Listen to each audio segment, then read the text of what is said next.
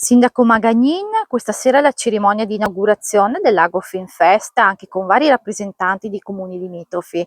Che cosa rappresenta l'iniziativa per voi del comune di Rovine Lago e se ci può spiegare quello che è stato, se si può definire così, il preludio della cerimonia di questa sera?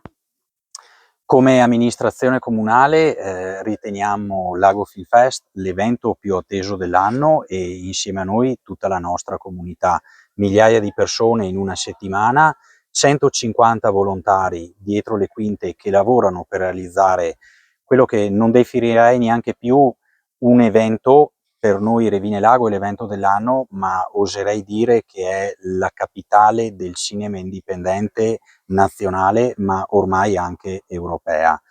Ricordo che non è solo cinema, perché parliamo di moltissime altre attività, dai laboratori per tutte le fasce di età, dalle masterclass, dai laboratori per bambini, abbiamo performance, concerti, danze e soprattutto quest'anno una cosa inedita è l'avvio del centro estivo che vedrà la presenza dei nostri ragazzi di Rovine Lago e non solo, per formare le nuove generazioni verso lo sguardo del cinema, ovvero della settima arte. Sto parlando del Cine Summer Camp, che viene svolto presso la nostra scuola primaria Giuseppe Mazzini di Santa Maria.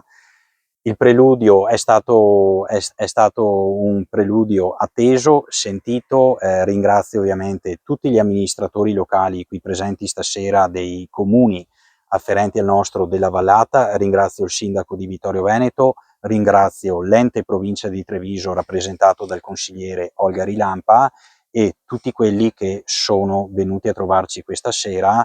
Il mio invito è quello di venire a Lago Film Fest, sostenere Lago Film Fest e soprattutto ricordo come ogni anno a tutta la nostra comunità, quindi ai nostri cittadini: venite, Lago Film Fest per voi è gratuito e passatevi una bella serata, non solo guardando una proiezione, un cortometraggio, ma anche facendo quella che noi tutti definiamo l'attività sociale, che è quello che questo evento porta avanti, ovvero il riunirsi della gente, delle persone.